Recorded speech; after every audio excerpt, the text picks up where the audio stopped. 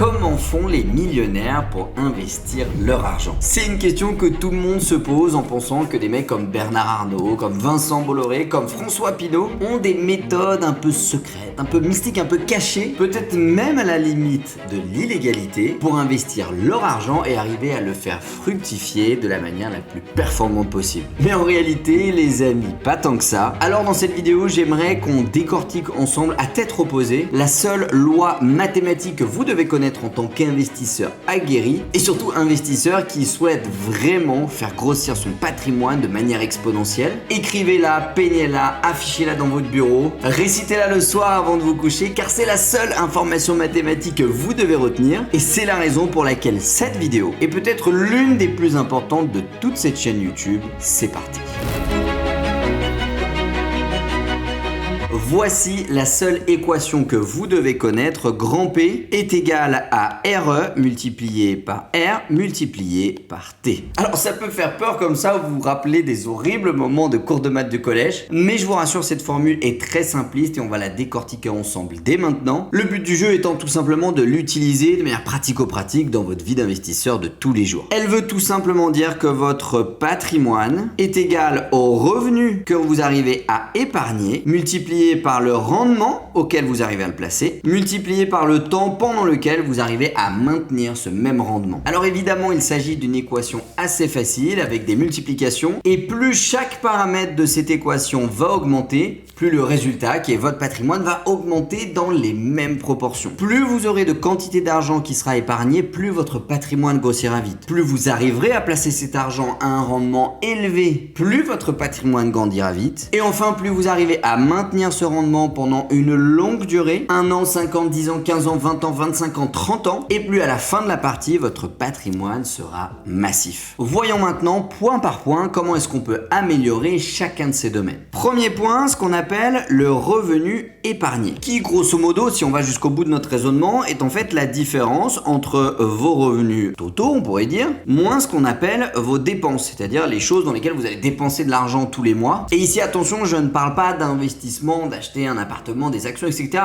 Je parle vraiment de dépenses au sens passif du terme, un truc que vous allez acheter et qui vous ne rapportera jamais d'argent. Ça peut être une voiture, ça peut être un McDo, un restaurant, une maison, si vous habitez dedans sans la louer bien sûr. Donc vous l'avez compris, par effet de conséquence, pour pouvoir améliorer ce paramètre de notre équation, vous pouvez jouer sur deux tableaux. Premier tableau, augmenter ses revenus. Parce que plus on gagne d'argent, mécaniquement, plus on arrive à en épargner. C'est beaucoup plus simple pour quelqu'un qui gagne 5 000 € par mois de mettre 1 000 € de côté que quelqu'un qui en gagne que 2 000. Et c'est l'une des raisons pour laquelle je vous conseille de ne jamais sous-estimer le pouvoir que peut avoir un salaire. Et même si peut-être certains d'entre vous se disent quand j'aurai tel niveau de patrimoine ou tant d'appartements, je quitterai mon job et je deviendrai rentier. Oui, c'est une possibilité, mais sachez que votre patrimoine en prendra un coup assez sévère à cause de ce qu'on est en train de voir là. Et il faut bien calculer son coût en avance puisque quitter son job pour profiter de ses revenus passifs, c'est la certitude que ces mêmes revenus passifs n'augmentent pas aussi vite que ce qu'on avait prévu. Alors pour ce qui est d'augmenter ses revenus, de générer de l'argent de manière assez synthétique, il y a 3 façons de faire. Façon numéro 1, c'est le fait d'être salarié. Vous allez vendre votre temps contre de l'argent à une entreprise ou une institution. Et dans ce cas-là, on peut dire que vous avez uniquement 2 options qui s'offrent à vous si vous souhaitez gagner un peu plus d'argent. La première, c'est de valoriser son temps de manière plus chère. Parce qu'en vendant chaque heure que vous allez donner à un patron un petit peu plus cher, parce que vous êtes plus compétent, plus efficace, plus qualifié, et bien mécaniquement à la fin du mois, votre salaire va augmenter. Et deuxième option qui s'offre à vous, c'est tout simplement de travailler plus d'heures. Raison pour laquelle quand on est salarié et qu'on n'a pas forcément la possibilité de valoriser son temps un peu plus cher, la solution, qui n'est pas toujours agréable mais qui est nécessaire au début de sa carrière d'investisseur, c'est peut-être de prendre un deuxième emploi, de faire des heures supplémentaires le week-end, de cumuler un boulot de serveur dans un restaurant en soirée. Tout ça va vous permettre d'augmenter la quantité d'heures que vous avez à vendre. Et encore une fois, c'est une question de multiplication. Plus vous en faites, plus vous gagnerez. Plus vous gagnerez, plus vos revenus vont augmenter. Plus la quantité d'argent que vous pouvez épargner va mécaniquement augmenter et plus votre patrimoine va grossir à une vitesse rapide. Maintenant, deuxième solution qui s'offre à vous également, et ça peut être un choix stratégique, c'est d'avoir le statut d'indépendant ou de profession libérale. Dans ce cas-là, dans la très grande majorité des cas, vous allez vendre un acte technique contre de l'argent. C'est le cas d'une consultation pour un médecin, des statuts d'une société pour un avocat ou du changement d'un raccord pour un plombier. Mécaniquement, ça reste la même chose. C'est bien l'acte que vous allez proposer à un client qui en a besoin qui va vous permettre d'être rémunéré en fonction de celui que vous aurez fait, puisque bien évidemment, un indépendant peut faire plusieurs actes différents. Ici, encore une fois, dans une perspective d'augmenter ses revenus, vous avez deux solutions. Solution numéro 1, c'est de faire des actes qui soient plus rares. Parce qu'en réalité, la valeur à laquelle vous allez vendre un acte, quel qu'il soit, que ce soit de déboucher un évier ou de faire les statuts d'une société, est directement lié à la loi économique de l'offre et de la demande. Plus la demande est forte pour réaliser un acte, plus le prix de celui-ci va monter. De la même façon que plus l'offre pour réaliser un acte est rare et faible, et donc plus vous êtes capable de faire ce que peu de gens sont capables de faire, et plus encore une fois la valeur de l'acte en question va elle aussi partir vers la hausse. A l'inverse, si vous savez déboucher un évier mais que personne dans votre vie n'a besoin d'avoir un évier débouché, la valeur de votre acte va baisser, et de la même façon mécanique, si vous êtes 60 plombiers dans un périmètre de 10 km, et bien là encore, le prix de votre acte va baisser. Donc plus vous êtes sur un marché qui a besoin de celui-ci et plus vous êtes peu à produire ce genre d'acte, plus la valeur de celui-ci va augmenter, vous permettant de gagner plus d'argent pour faire la même chose. Cas particulier du milieu médical, mais je ne rentrerai pas dans le débat dans cette vidéo. Deuxième solution qui s'offre à vous, si vous êtes un indépendant, une profession libérale pour augmenter vos revenus, c'est mécaniquement, encore une fois, d'augmenter la quantité d'actes que vous allez produire. Un plombier qui débouche un évier par jour va gagner une somme X. Un plombier qui débouche 2 éviers par jour va gagner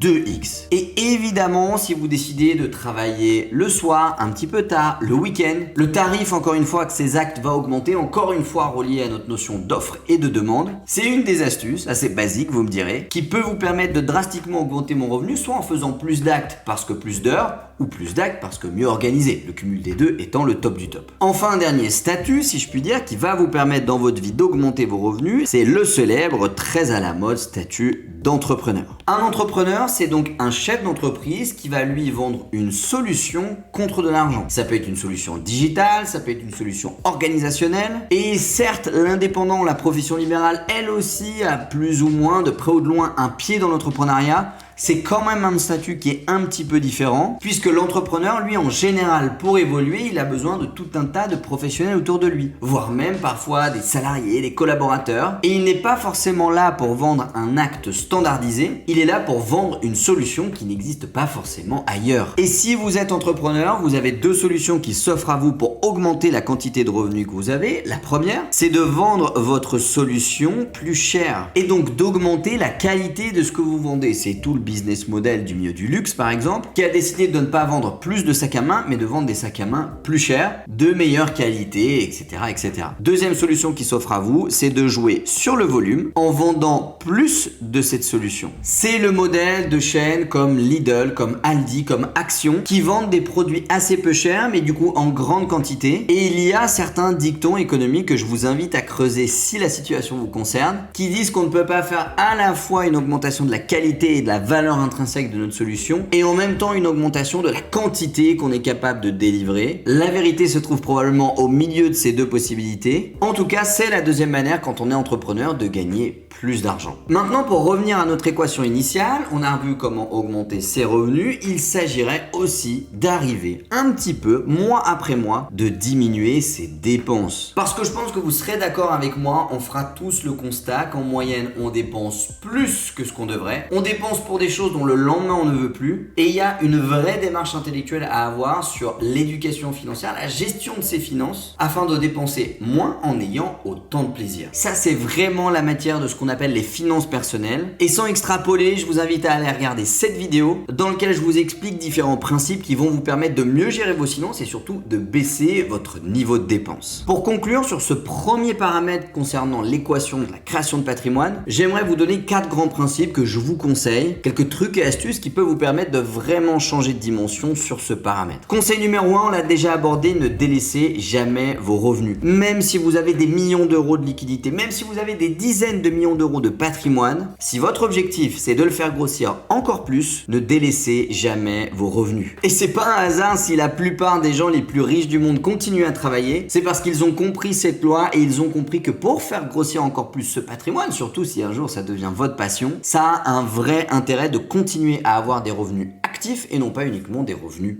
passif. Deuxième conseil, dépensez toujours beaucoup moins que ce que vous gagnez. Ça va vous paraître un peu bateau ce que je vais vous dire là, mais si vous saviez le pourcentage de Français qui dépensent plus que ce qu'ils gagnent chaque mois, qui vivent à crédit et qui le 15 du mois sont déjà à découvert et disent, vous savez, en salle de pause, oh là là, vivement dans 10 jours qu'on ait la paye qui tombe. Ça, si vous souhaitez devenir un investisseur aguerri, c'est absolument impossible. Il faut que vous arriviez à avoir une meilleure gestion de vos finances, soit en gagnant plus, soit en dépensant moins. Troisième conseil, trouvez un métier qui vous plaît et qui vous nourrit bien et dans lequel vous êtes capable de faire mieux que la moyenne. C'est pour moi les 3 paramètres qui vont faire que quelqu'un va complètement passer à côté de sa vie en termes de génération de revenus, soit parce qu'il fait un métier qui ne lui plaît pas, soit un métier qui lui plaît mais qui ne rapporte rien parce que le marché fait qu'il ne rapporte rien, soit un métier qui lui plaît et qui lui rapporte bien mais où il est dans la moyenne, c'est-à-dire qu'il fait à peu près ce que tout le monde arrive à faire. Le vrai secret pour arriver à démultiplier ses revenus bien plus que juste la moyenne des salaires de votre profession, c'est de faire quelque chose qui vous plaît, quelque chose dans lequel vous pouvez gagner correctement votre vie, mais aussi un métier dans lequel vous pouvez faire mieux que la moyenne des gens qui font le même métier que vous. Enfin, quatrième conseil ou quatrième analyse, sachez que chaque mode d'exercice peut vous rapporter des millions. On peut devenir multimillionnaire et gagner des millions d'euros de revenus chaque année en étant salarié, en étant un indépendant et en étant un entrepreneur. Et toutes les personnes qui vont vous vendre la solution que oui, un salarié ne peut pas devenir riche, ne peut pas se créer du patrimoine. Non les amis, c'est absolument faux. Il suffit de regarder la rémunération du PDG de Renault pour s'en rendre compte, sans parler de tous les autres patrons du CAC 40, tous les hauts cadres dirigeants de n'importe quelle de ces boîtes, n'importe quel haut fonctionnaire de la République, et dans une autre mesure, n'importe quel plombier indépendant au coin de votre rue, qui a peut-être une boutique qui ne paye pas de mine, mais je peux vous garantir que si vous regardez son bilan, vous verrez qu'il gagne très bien sa vie, sans avoir fait la moindre année d'études supérieures. Ceci étant dit, passons au deuxième paramètre de notre équation, un R comme rendement. C'est la matière même de l'investissement, le fait de se poser la question comment est-ce que je peux placer mon argent au rendement annuel le plus intéressant possible. Et quand on parle de rendement, on ne peut pas oublier le petit R qui est en fait le grand frère du rendement qu'on appelle le risque. Le métier même d'investisseur relève plus de la gestion de risque que de la gestion de rendement. Et d'ailleurs, si vous avez déjà investi sur les marchés financiers, dans des actifs numériques, dans l'immobilier, vous vous êtes forcément rendu compte qu'on passe plus de temps à réfléchir à comment faire pour ne jamais perdre que comment faire pour gagner. Tout simplement parce que le risque et le rendement, ils fonctionnent sous forme de duo. Et dans le monde de l'investissement, il y a une loi connue de tous, enfin presque tous, et qui a été démontrée mécaniquement dans des centaines d'études économiques qui ont travaillé sur ce sujet, que plus vous avez de rendement, plus vous avez de risque. Et la vérité, c'est que chaque personne qui cherche à faire 20% de rentabilité à l'année, mécaniquement, dans 99,9% des cas, prendra des risques inconsidérés, lui générant possiblement jusqu'à 50% de pertes sur son capital. Donc retenez une seule chose de cette vidéo, plus je cherche du rendement, plus j'aurai de risques. Maintenant, votre mission, si toutefois vous l'acceptez, c'est de repérer les asymétries positives entre le risque et le rendement, évidemment dans le sens du rendement. C'est-à-dire de repérer des opportunités d'investissement dans lesquelles, pour le rendement que vous allez en tirer, vous prenez très peu de risques ou en tout cas le minimum de risques possible. Un investissement dans lequel cette balance, elle est déséquilibrée en faveur du rendement et c'est ce qu'on appellera une opportunité d'investissement ou une pépite d'investissement. Et c'est là que réside tout le métier, l'art, le travail d'un investisseur, c'est de chercher en permanence le moindre déséquilibre entre ces deux variables. Et pour aller chercher ces déséquilibres, vous avez 3 principaux outils qui s'offrent à vous. Outil numéro 1, le plus simple, quoique, c'est évidemment la connaissance. Cela va de soi, mais plus vous aurez de connaissances sur l'investissement ou sur une thématique d'investissement plus précise, que ce soit l'immobilier, les montres de collection, les voitures de collection, les œuvres d'art, et plus vous aurez la possibilité de repérer précocement, rapidement et de gérer, d'acquérir les asymétries positives en faveur du rendement dans la thématique dans laquelle vous êtes compétent. Augmenter la quantité de connaissances que vous avez en tant qu'investisseur, c'est votre devoir de tous les jours, que ce soit en vous abonnant à des newsletters, en regardant ce genre de vidéos YouTube, en vous abonnant à cette chaîne YouTube et évidemment en activant la cloche pour ne louper aucune des prochaines vidéos, en lisant les news économiques, bref, plus vous aurez de connaissances, mécaniquement, plus vous aurez accès à un rendement intéressant. Deuxième outil qui s'offre à vous, un petit peu relié au premier, c'est ce qu'on appellera le travail. Parce que oui, un investisseur qui travaille sur sa matière 10 heures par semaine, il aura mécaniquement plus de résultats que celui qui travaille qu'une seule heure. L'idée n'étant pas de se créer un deuxième métier avec l'investissement, même même si c'est possible. Mais il faut malgré tout faire le job. La plupart des gens qui n'arrivent pas à obtenir un rendement intéressant sur leur patrimoine sont bien souvent des gens qui n'ont pas fait le travail nécessaire, qui n'ont pas fait l'effort nécessaire pour aller chercher de la connaissance, pour aller se renseigner, poser les questions aux bonnes personnes. Raison pour laquelle je vous invite vraiment à faire le job jusqu'au bout. Vous verrez que ça ne vous prendra pas toutes vos soirées, mais quelques heures par mois peuvent vraiment changer la donne par rapport au rendement que vous allez réussir à générer chaque année. Enfin, troisième outil, encore une fois assez basique, c'est l'expérience. Évidemment, un trader qui investit, qui spécule sur les marchés financiers depuis 25 ans, il aura théoriquement plus de rendement sur une année que le trader qui trade depuis 1 mois et demi. Et bien souvent, quand on se lance dans une démarche d'investissement, on est un petit peu attiré, vous savez, par ces messages très catchy, générer 20% par an de manière prédictible sur les marchés financiers pendant 15 ans. Oui, il est vrai qu'il y a probablement des gens qui arrivent à avoir ce résultat, mais n'oubliez pas que l'investisseur le plus connu du monde, Warren Buffett, parce qu'il a emmagasiné au cours de plusieurs décennies une quantité d'informations énorme sur ses investissements, comment est-ce qu'il marche, les sociétés dans lesquelles investir. Moralité de l'histoire, laissez le temps au temps, devenir un investisseur exceptionnel, ça prend du temps, et vous avez déjà les 2 premiers outils sur lesquels vous pouvez jouer dès maintenant. Maintenant qu'on a dit ça, en ce qui concerne les connaissances et le travail, à titre personnel, je vous conseille de vous focaliser d'abord sur une niche. Si en même temps vous voulez développer un portefeuille financier et que en même temps vous voulez développer une expertise dans les actifs numériques et en même temps acheter votre premier appartement et en même temps investir dans une startup, eh bien il y a de fortes chances pour que vous ayez un résultat moyen voire médiocre dans ces 4 matières, tout simplement parce que comme vous l'avez vu précédemment, ça demande du temps pour être bon et également une certaine quantité de travail, de connaissances à acquérir. Raison pour laquelle je vous invite à choisir parmi les 5 principales niches d'investissement. Numéro 1, l'immobilier, le fait d'acheter un appartement, un immeuble, des terrains, des maisons, d'investir dans la pierre, vous m'avez compris. Numéro 2, la bourse, ou ce qu'on appelle plus techniquement les marchés financiers, acheter des obligations, des actions, des parts d'entreprise, spéculer sur le forex, les matières premières, tout ce qui concerne la matière finance au sens large. Troisième niche, les actifs numériques. On pensera principalement aux crypto-monnaies ou pourquoi pas aux NFT. Quatrième catégorie, ce qu'on appelle le private equity, qui consiste à investir dans des entreprises, un peu comme en bourse, mais cette fois-ci des entreprises privées, dont le capital n'est pas ouvert au public. Et ça va de la pizzeria qui se trouve au coin de votre rue, jusqu'à la start-up tech qui vend des médicaments, des biotechnologies. Et enfin, quatrième niche ou catégorie d'actifs, ce qu'on appellera les actifs exotiques, qui vont regrouper l'art, pourquoi pas les montres, mais aussi les voitures anciennes, et tout un tas d'autres catégories beaucoup plus nichées, dont les connaissances sont beaucoup moins disponibles sur internet et où l'expérience sera vraiment importante. Choisissez l'un de ces paramètres, devenez excellent à l'intérieur, puis ensuite passez au suivant. Enfin, troisième et dernier paramètre de notre équation de la croissance de patrimoine, c'est tout simplement le temps, parce que oui les amis, plus vous serez vieux et plus vous avez commencé tôt vos stratégies d'investissement,